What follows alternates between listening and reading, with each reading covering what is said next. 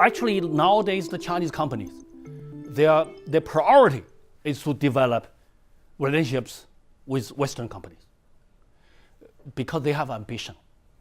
They do not want to stay in China only. They want to become world-class competitors.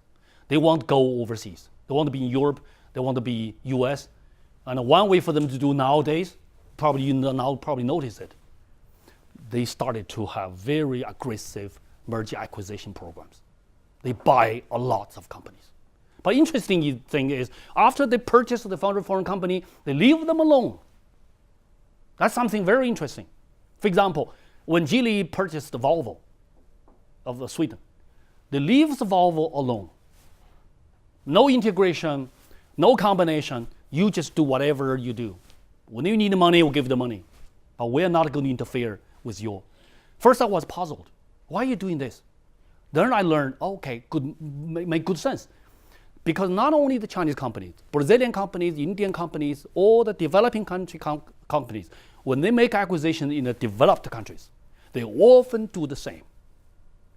The reason is very simple. They don't want to disrupt the operations. They don't want to integrate. Because once you integrate put that way, you are coming from a poor family background.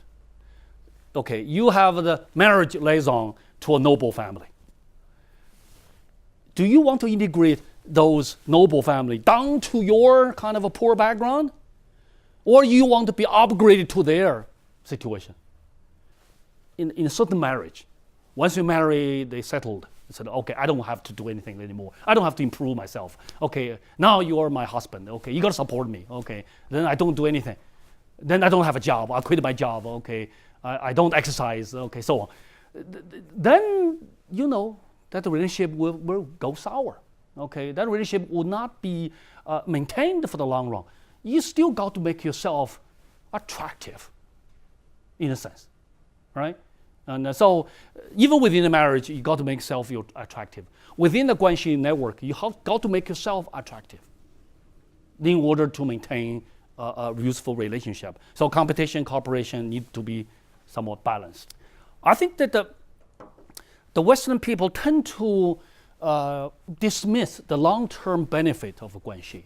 They know Guanxi is important, but they don't know that Guanxi need to be maintained. And this continuous investment. Even if sometimes you don't need them for the next few years, you got to maintain that Guanxi with them because you don't know when you're going to need them again. And the Chinese are very much feel that they're abandoned. And once they're hurt once, they're not going to renew the relationship with you anymore. Okay, so I think that more Westerners companies tend to be business-oriented, transaction-oriented. When they need to, okay, we're very close. We negotiate, we talk about this, we do things quickly. Once you get things done, bye-bye. Okay, but they don't like that. They will just say, bye-bye, but we'll see you again. Okay, just see us again. Okay, even if we don't have any business now, but we might have.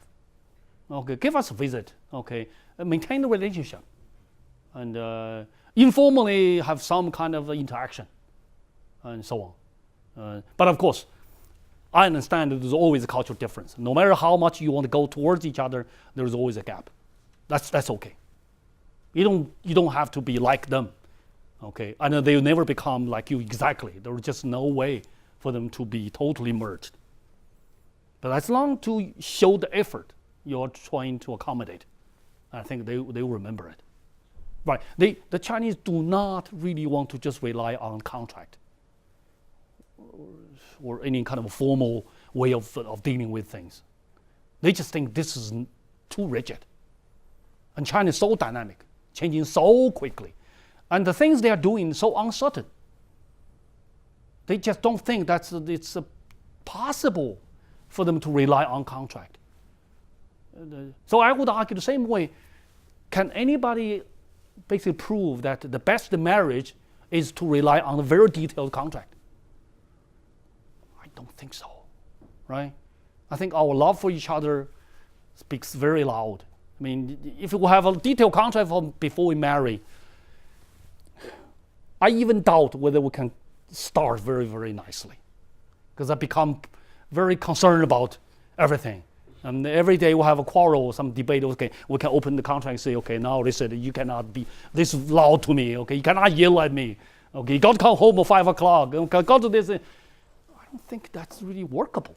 And so I use that as a metaphor to say that something complex, something involved long-term considerations, probably is not very, very easy to be controlled, manipulated, or managed by a contract or hierarchy.